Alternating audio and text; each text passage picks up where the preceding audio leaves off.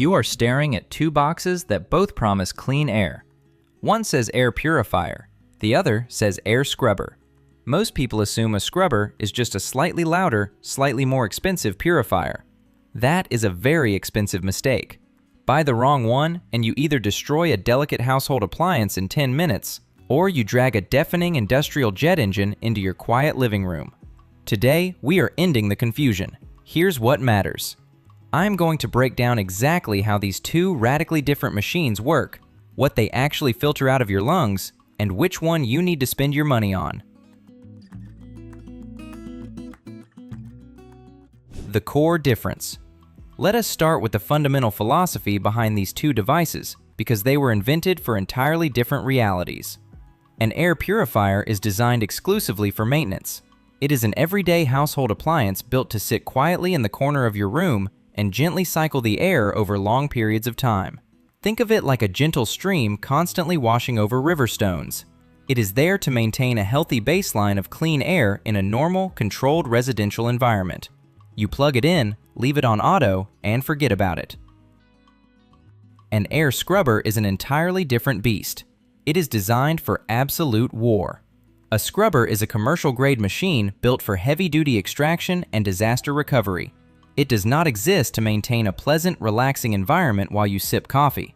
It exists to rapidly, forcefully, and aggressively strip heavy, hazardous materials out of the local atmosphere right now. If a household purifier is a gentle stream, an industrial air scrubber is a high-pressure fire hose. You bring in a scrubber when the air around you is actively dangerous or incredibly dirty. Target contaminants. Here's what matters when we talk about what these machines actually suck out of the air. An air purifier handles the microscopic annoyances of daily modern life. We are talking about the pet dander drifting off your golden retriever when he scratches his ear. We are talking about spring pollen sneaking through the window screen and making your eyes water. We are talking about everyday household dust settling on your bookshelves, and maybe the lingering smell of whatever pungent fish you cooked for dinner last night. A purifier uses a standard thin HEPA filter to catch these light floating particles before they settle into your carpets. An air scrubber absolutely laughs at pet dander.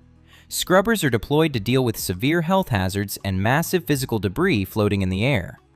If you are tearing down 50-year-old drywall in a kitchen remodel, you need a scrubber to catch the thick, suffocating clouds of gypsum dust.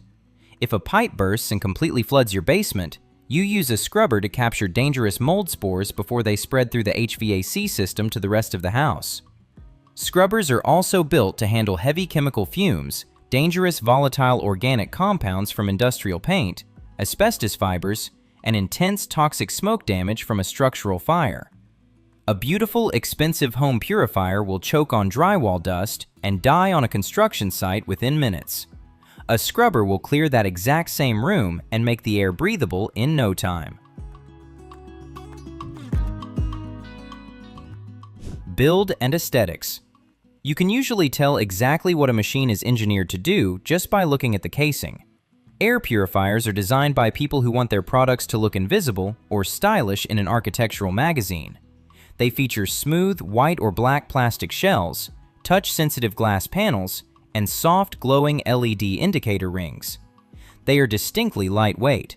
You can pick one up with one single hand and carry it up the stairs from the home office to the master bedroom without breaking a sweat. Air scrubbers are remarkably ugly. They are purposefully and unapologetically ugly because pretty breaks on a job site. They are built out of thick, roto-molded polyethylene plastic or heavy-gauge steel.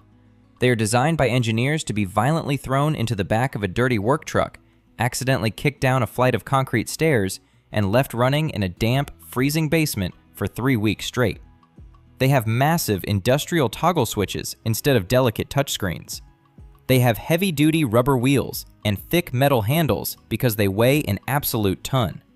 You are not putting an air scrubber in your living room unless your living room is an active hazard zone. Airflow capacity.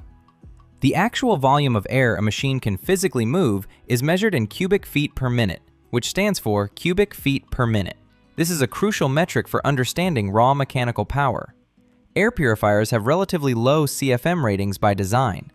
They are engineered to quietly turn over the air in a single, medium-sized room, maybe 2 or 3 times an hour.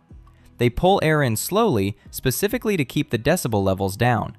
You want to be able to watch television, have a normal conversation, or sleep peacefully while it runs right next to your head. Air scrubbers have massive, almost terrifying CFM ratings. They are essentially giant jet engines packed into a plastic box. They need to cycle the entire volume of air in a large contaminated space extremely quickly, sometimes completely replacing the air in a room every few minutes. When you turn on a commercial air scrubber, it sounds like a small airplane is taking off inside your house. The internal fan has to be incredibly powerful because it must physically drag heavy particles across a large room and force them through inches of dense, restrictive filtration material. Quiet operation is entirely irrelevant to an air scrubber. Raw pulling power is the only thing that matters when you are dealing with airborne toxins. Filter density.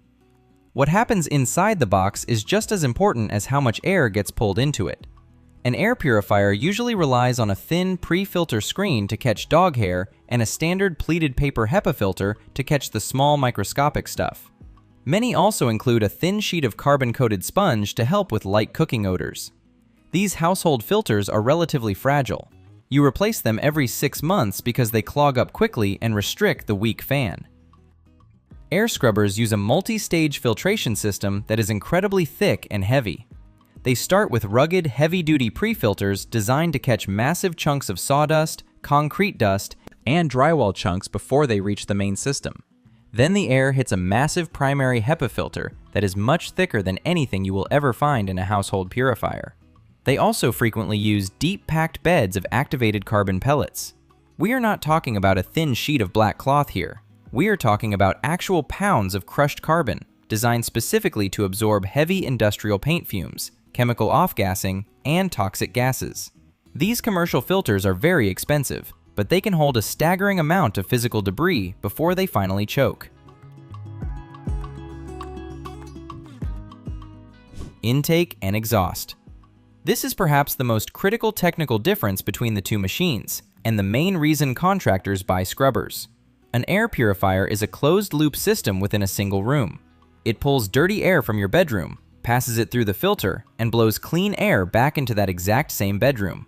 It just endlessly cycles the local air in a circle. An air scrubber can do that too, operating as a standalone unit. But an air scrubber has a secret weapon. It can easily create negative air pressure. Scrubbers are designed with specific large exhaust ports that allow you to attach thick, flexible plastic ducting to the back. You can run that long ducting out a window or into another space entirely. By aggressively sucking air out of the contaminated workroom and blowing it completely outside the building, you create a physical vacuum effect in the work zone. This negative pressure ensures that dangerous dust, toxic fumes, and mold spores cannot escape under the door gap and contaminate the clean parts of your house. Clean air is constantly pulled into the workroom from the outside, while the dirty air is expelled completely. A standard home purifier simply cannot do this. Which one do you need? Bottom line. Which one do you actually need to spend your money on? It completely depends on the physical scale of your problem. If you're just trying to sleep a little better during spring allergy season, or you want to stop sneezing every single time your cat walks into the room, you just need a standard air purifier. It is relatively cheap, very quiet, and perfectly suited for daily domestic life. Do not overcomplicate things and buy commercial gear for a residential problem. But if you are planning a massive, messy kitchen renovation, sanding down old hardwood floors, or dealing with dangerous water damage and mold in your basement, a home purifier is completely useless. You need the raw industrial power, the massively thick filters, and the negative pressure ducting capabilities of a real air scrubber to keep your lungs and your home safe. Understand your specific environment, gauge the actual threat level of your air, and buy the tool designed for that specific fight.